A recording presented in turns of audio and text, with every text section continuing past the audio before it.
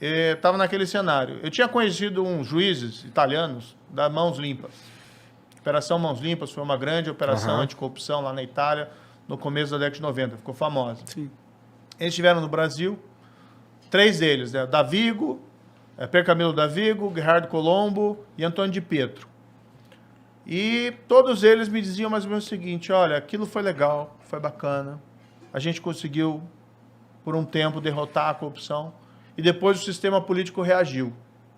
E eu olhava esses caras com aquela semblante de desânimo, sabe?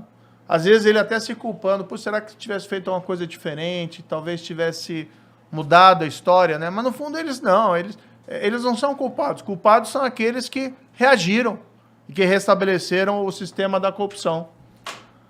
E eu olhava aquela situação e pensava assim, puxa, eu não quero ser esses caras daqui a 10 anos. E de olhar para trás e ver, pô, Lava Jato foi ótima, mas a corrupção voltou e o sistema de impunidade também voltou. Mas ela deixou de existir?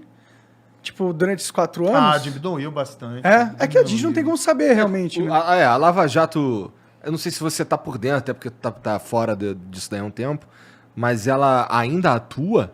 Não, agora ela foi eliminada foi extinta pelo atual chefe do Ministério Público, Procurador-Geral da República, o Aras. Né? Foi extinta, que não gosta muito de tu, né? Essa história é bem interessante, cara. Muitos atribuem ao Bolsonaro uma quebra da Lava Jato, como se ele tivesse... Porque ele que pôs o Aras ali, né? Veja só, assim, né? Aí o presidente eleito, que hoje a gente vê o Bolsonaro, mas eleito lá em 2018, tem uma chance de dar certo. Eu pensei, pô, vou tentar evitar que tenha aquela reação. E foi esse meu objetivo. E aceitei. Eu não queria olhar para trás e me arrepender de não ter acolhido essa chance, entendeu? Às vezes você se arrepende mais do que você não faz do que aquilo que você faz. E fui, mas sempre permaneci fiel àquilo que eu acreditava. Agora, de fato, o que a gente foi vendo e essa é a minha interpretação aqui dos fatos dos últimos anos. O pessoal não quer que se combata a corrupção. É aquele fio que nunca acaba. O presidente tem lá investigação, família dele rachadinha. Né? Ele tem medo também que a investigação chegue nele. E daí ele chegou a partir de determinado momento do mandato dele e começou, olha, tem que enfraquecer o combate à corrupção. Como que ele comunicava isso? Porque, não, obviamente, ele não falava. Se ele falasse isso pra mim... Não, mas como, ele não falava, obviamente. De que forma ele comunicava isso? Como o governo comunicava que era essa direção? Como você percebia que é essa direção que ele estava indo? O primeiro elemento que revelou isso foi quando teve aquela questão do COAF, né? O COAF é um órgão de inteligência de lavagem de dinheiro no Brasil e estava no Ministério da Justiça, no meu braço, alçada, vamos dizer assim, na minha alçada. A gente tinha melhorado o COAF, tinha aumentado o número de pessoas do COAF, isso é demonstrado numericamente, inclusive. E teve um movimento para tirar o COAF do Ministério da Justiça e colocar lá no Ministério da Economia. Ou seja, o COAF não podia ficar comigo. O que não faz nenhum sentido ficar na economia. Você vai dar para a polícia para os caras que tomam conta do dinheiro? Não fazia nenhum sentido tirar de mim, porque o pessoal tinha medo. Porque sabia comigo ali não tinha esquema, não tinha negócio. Então, assim, eu nunca dirigi investigação com o ministro da Justiça. O ministro da Justiça não é o super tira, mas ele dá estrutura e tem que dar independência para o pessoal fazer o trabalho deles. Isso eu fazia. Então, o primeiro sinal foi esse. O governo trabalhou para que o COAF fosse de volta, fosse lá para o Ministério da Economia. Tá? Depois teve uma decisão do Supremo que beneficiou lá o filho do presidente, parou uma investigação, foi uma liminar de um dos ministros. O governo também não queria que a gente... O problema é que essa liminar ela parava todas as investigações de lavagem de dinheiro no país. Né? Parava tudo. E o presidente não queria que a gente mexesse nisso. O presidente me falou assim, Moro, se você não vai ajudar, não atrapalha. Porque ele não queria, porque eu tinha falado para ele, presidente, essa liminar, até entendo lá o teu processo de investigação do seu filho, mas assim, para o país ela é um desastre, porque para tudo. E aí ele não queria que eu fosse lá trabalhar contra a liminar no Supremo. Claro que eu não sou advogado de ninguém para lá interferir no processo do filho do presidente. Mas quando você tem uma decisão judicial que afeta todo o sistema, aí o ministro da Justiça tem que atuar. Depois teve aquele projeto, mas depois eu desobedeci isso, para falar a verdade. Não tem como aceitar uma ordem dessa, né? E depois essa liminar caiu, mas ficou lá uns 4 meses parado, os processos, por conta lá, porque não podia prejudicar o filho do presidente, que é um absurdo. O filho do presidente tem que responder o processo, se ele for inocente, que seja inocente. Mas é aquela linha que nunca acaba. O filho do presidente não está desconectado desse. Você acha que ele fez sozinho todos os esquemas dele? Não fez, né? Mas aí qual que é a minha interpretação, então, Monarca? É o seguinte, se você começa a enfraquecer o combate à corrupção, porque você não quer que ele avance sobre determinadas pessoas, na prática você vai enfraquecer ele para todo mundo. Sim, com Por certeza. que o Lula foi solto? Por que você tem... Hoje ninguém é preso por corrupção no país? Qual que é a última operação que você ouviu falar da Polícia Federal que alguém foi preso por corrupção? Isso acontecia todo dia. Eu sei que tem muitos jovens que assistem o programa de vocês, às vezes não lembram da Lava Jato. Na Lava Jato, todo dia quase tinha operação da PF, autorizada por mim ou por outro juiz. Todo mundo bolado com o japonês da Federal. Que se fudeu depois. Exatamente. Então você tinha lá o pessoal indo preso. E eu acho que isso não é assim, vingar, quer ver as pessoas humilhadas. Não. Você quer ver justiça. Você quer chegar pro teu filho lá na tua casa e falar, filho, roubar é errado. Se você fizer isso, você vai sofrer consequências. O que a gente está ensinando para os nossos filhos quando você vê o desmantelamento da Lava Jato, quando você vê o desmantelamento do combate à corrupção e quando você começa lá a perseguir juiz, procurador, porque eles ousaram se opor a esse sistema de corrupção? Que país que você está criando? Daí o pessoal, o Brasil não cresce porque o ministro da Economia toma a decisão errada, ou o combustível tal. Não, o país não cresce, sabe por quê? Porque a gente não aprendeu que instituições, democracia, lei tem que estar acima de todo mundo. Ou seja, você precisa dar um passo civilizatório. E aí as coisas começam a funcionar.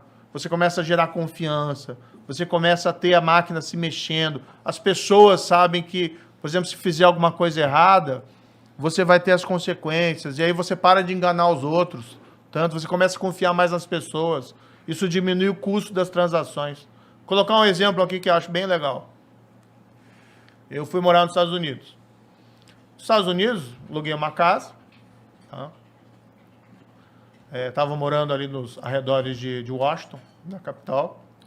Não tem muro. A casa, né? Ninguém da vizinhança tem muro. Então, assim, é um outro patamar de segurança, porque as pessoas sabem, né, que você está seguro. Aqui você tem que morar em qualquer lugar, você tem que construir lá Você fica com medo. Você sai na rua, você tem medo que aconteça. Tem que pagar o guardinha da rua. Aí o que acontecia? Lá, hoje em dia, está tudo muito sendo entregue por esses Amazon, serviços de entrega. Às vezes você encomendava alguma coisa... E o pessoal levava o pacote para entregar na tua casa e nem tocava campainha.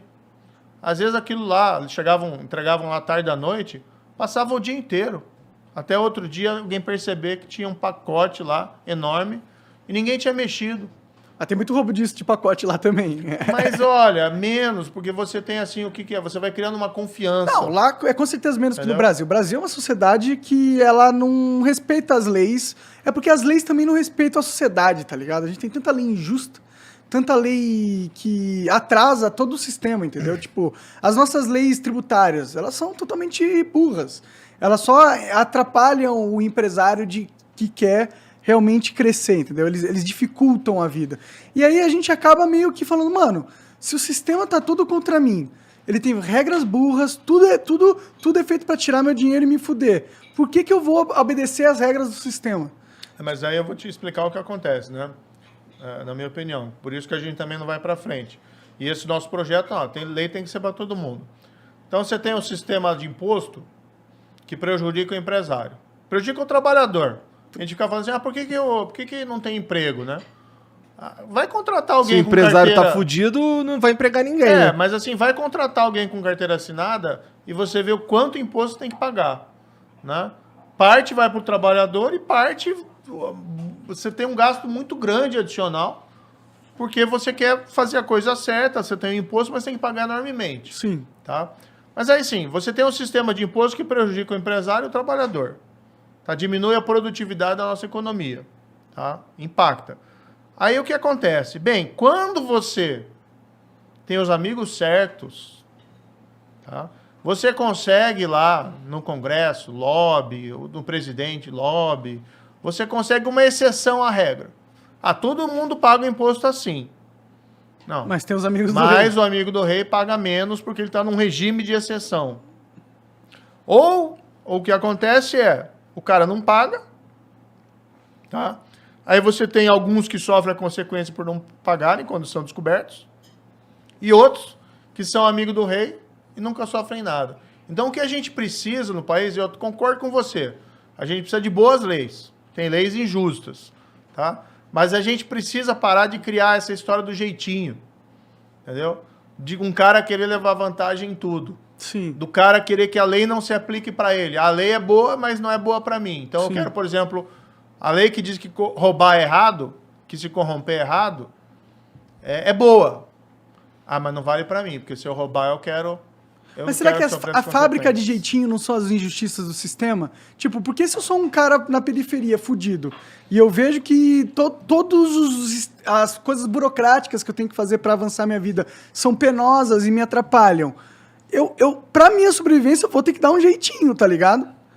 Pro cara da periferia, quando ele dá o jeitinho e ele é pego, não tem perdão para ele. Não tem conversa, Não, exatamente. Cai todo o sistema em cima dele e ele tá ferrado. Sim.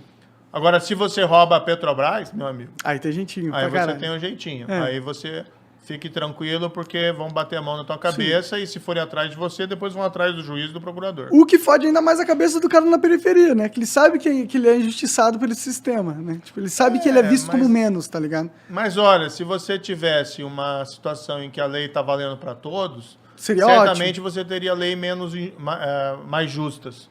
Então, Seria menos injustiça. Mas a gente só vai ter uma lei valendo pra todos quando a gente tiver leis justas, entendeu? Porque enquanto tiver uma lei injusta, o rico sempre vai tentar se safar e vai conseguir. Eu acho. Mas aqui o que a gente está falando é de lei justa e o rico e poderoso violando a lei e não sofrendo as consequências. Seria o ideal. Seria o ideal. Não, aí o que acontece no Brasil é isso. Roubar é errado. Você roubar a Petrobras é errado.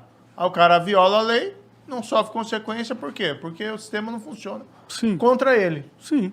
É errado. Tem que ter tolerância a zero. Tipo, aí a gente não está falando daquele cara que está burlando o sistema para sobreviver. Sim. A gente não está falando do cara da periferia.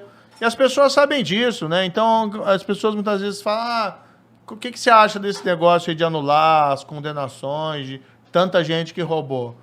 Como é que você explica isso? A culpa foi do juiz, ou do promotor, ou do policial? Eles que erraram, eles que cometeram os excessos? Não, meu amigo. O que está acontecendo é o seguinte, é aquilo que sempre te disseram, que se você é rico e poderoso, você pode fazer o que você quer, que você não sofre consequências. É verdade. Agora eu vou dizer assim, esse não é o país que eu quero. Sim. Esse é o país que os brasileiros não querem. Então a gente tem que mudar isso aí, entendeu? Por isso eu tô nessa